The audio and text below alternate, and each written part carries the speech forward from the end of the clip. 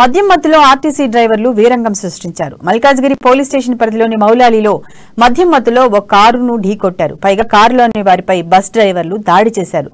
కారును ఢీకొట్టడంతో పాటు అడిగిన ఓ అడ్వకేట్ పై దాడి చేశారు. ఆర్టీసీ ఉద్యోగులమైన మమ్మల్ని అడుగుతారా అంటూ రివర్స్ తిరిగారు. ఘటనపై కేసు నమోదు చేసుకున్న పోలీసులు దర్యాప్తు చేస్తున్నారు.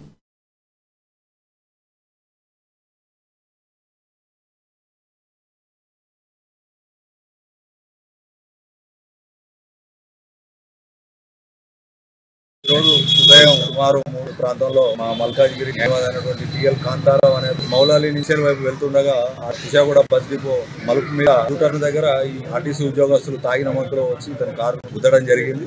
ఏమని ప్రశ్నిస్తే తాగిన మత్తులో గుద్దడం కాకుండా అడ్వకేట్ మీద విచక్షణ రహితంగా దాడి చేసి అతని కారు అద్దాలు డ్యామేజ్ చేసి కారు డోము అన్ని పగలగొట్టి అతని మీద కూడా తీవ్రంగా దాడి చేసి అతన్ని వెంబడించి దాడి చేశారు. సో అతని కన్నుకు తీవ్రంగా గాయమైంది.